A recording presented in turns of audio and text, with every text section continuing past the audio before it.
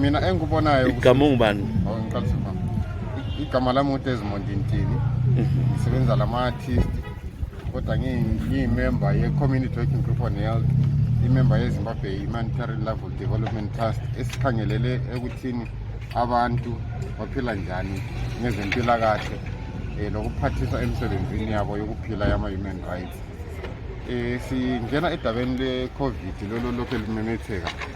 Ngilokunanzelela okukhona ukuthi into leyo siyayekethisa, kukhona esingakwenzi kahle, kukhona thina esingathi asifuna ukukuvuma, sibe le-ignorance, le-denial, ngoba i-mask esikhathini esiningi umuntu igqokela ipholisa ikanti iyi-mask yokuthi ivikele yena entweni yokuthi asisakuthi social distance, esithi physical distance asiyenzi, ngoba singananzelela ngokuhamba kwethu ngokuhlala emashopu.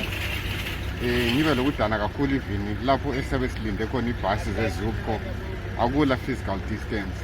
Yikho lokho okunye okwenza ukubana umkhuhlane lowo lokhu umemetheka, ngoba asisalandeli imithetho le edingakalayo ukuze sivikeleke endabeni ye-COVID. Ngiphinde ngibe lokudana engikubonayo ukuthi abantu indaba ye-vaccine sithathele phezulu, ngoba lesikhathi lapho esima khona ngenxa yokuthi ama-vaccination awakho.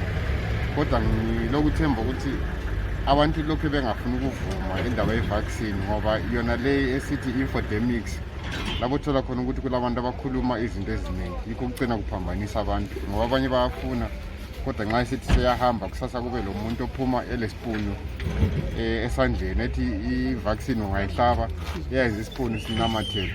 So yikho khona lokho okuphambanisayo. Kambe la abantu akumele ngababotshwe yini abaphambanisa abantu lokho? Kunzima kodwa vele sikhala ngabo ama-infodemics, ngoba yibo abaphambanisayo, bathumela information engekhoyo. Silokunanzelela ukubana i-government yethu yeZimbabwe ikufakile ukubana abantu abathumeza imbiko engayisiyo kumele bebotshwe, kodwa kumele kube ukuthi thina abantu sisebenzisane le-government ekuthini singabeleleni i-information engayisiyo, ngoba noma sihambisa information engayisiyo silimaza omunye umuntu obekhangelela ukuthi ehamba ku-vaccination. Asitsho ukuthi thina i-vaccination is i-solution. I-solution nje ukuthi thina sodwa njengabantu sivume into leyo ukuthi sikuthatha ukuthi i-mask siyayigqoka, i-physical distance siyayilandela, lokusanitizer uma sifika endlini. Khathesi abantu babe bephuma emashopu njengoba ubona babe betshintshana ama-plastic bag, kodwa nxa ifika endlini uqhubela unkosikazi i-plastic bag engasanithayizanga lokuthi lo nkosikazi asanitize. So esikhathini esiningi gcina kusilimaza njengelizwe. Abantwana bakhala lapha ngema-supermarket, sike sabona lade singene kuyo lapha kuminyeni kunjiyana, babekhuluma nxa ungena bakukhangela temperature bekuthela lokhuyana, kodwa nxa suphakathi abantu behlukana social distancing. Kambe abantwana bakhala ngozupco lama-supermarket, wena uthini ngakho lokho? Sikhala ngakho konke khona lokho, sikhala ngendawo zonke jikelele. Sibongela ukuthi ama-church alandela umbiko ukuthi bengangenisi, ngoba endaweni ezinjalo yikho lapho kumemetheka khona. So siyanxusa ukuthi nxa umuntu engena endaweni ezinjengazona lezo, ngoba khathesi uhlupho lukhona lwe-transport siyayibona izupco, but siphinde sibone ukwandela kwabantu, ngoba sifisa ukuthi abantu befike emakhaya kusakhaya. So abantu bazayenza isiqobeqobe, kodwa esikunxusayo ukuthi nxa bengenile emabhasini wona lawo, bengenile emakhumbini lawo, bengenile emashopu, umuntu kangena athenga masinyana aphume, ngoba imemetheka kakhulu endaweni zona lezi ezivalekileyo. Njalo sinxusa ukuthi nxa lisemakhumbini vulanini amakhumbi, amawindi, kubetha umoya, kodwa abantu kabagqoka ama-mask nxa besendaweni ezinjengazona lezo. iZimbabwe uhlupho lethu ukuthi indawo vele zona lezo yizo lapho esithenga khona, yizo lapho esiphila khona, yikho lapho esigada khona. Kodwa nxa usugadile tshelwa oseceleni kwakho kumbeni wena ngoba nguyikhipha yomuntu oseceleni kwakho ugqoke yakho i-mask.